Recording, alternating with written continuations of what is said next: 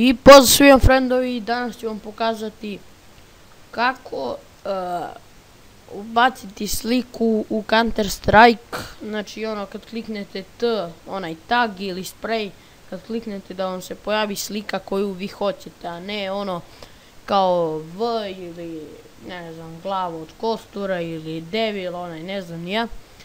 Znači kako to da uradite.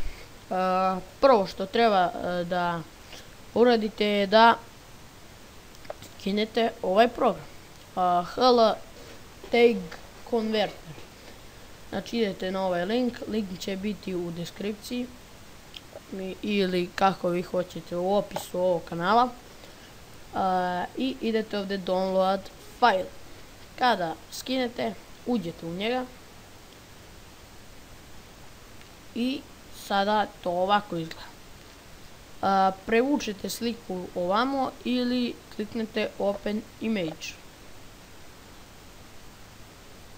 i idete na tu sliku. Ja sam Srbiju stavio sliku kao, ne kao, nego sam je stavio, i idete ovdje Adjust Image, kliknite Apply Change and Convert to 256 colors. Idete Save Tag i idete ovdje na drugo Export to WED file.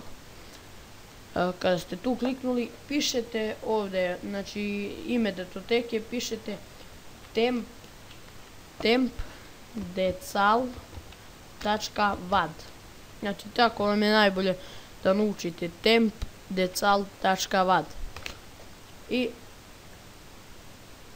to kada ste saveovali, mislim da saveovali, pojavit će vam se ovakav fajl, evo ga, i piše temp.decal.vad. Sada idete folderu gdje vam je Counter Strike, znači idete ovdje i idete C Strike. Kada tu uđete, uzmete ovaj folder, znači ovaj temp.decal.vad, i ubacite ga ovdje. I sada će vam izaći kao da premjestite i zamenite ili bez premještanja, znači da vam ostanu oba ta fajla. Kliknete premjesti i zameni i kliknete nastavi. To radi na svim Windowsima, i na XP, Vista, Windows 7, Windows 8, znači i na svim Counter Strikeovima. I kada ste to uradili, idete gdje vam je taj file, idete desni klik i svojstva ili properties.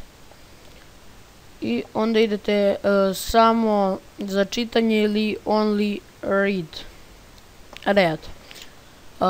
Štiklirate to i kliknete primeni ili ne znam kako su Apply valjda, da, tako je, primeni ili Apply, tu kliknete i u redu. Isključite taj folder i to je to. Kada uđete u Counter, idete na neki server, kliknete T i pojavit će vam se ta slika koju ste konvertovali. I ljudi, to bi bilo to za ovaj video. Ja se nadam da sam vam pomogao. Ako sam vam pomogao, like, subscribe, share, comment, šta vam nije bilo jasno, odgovaram na pitanja. To je to. Ćao.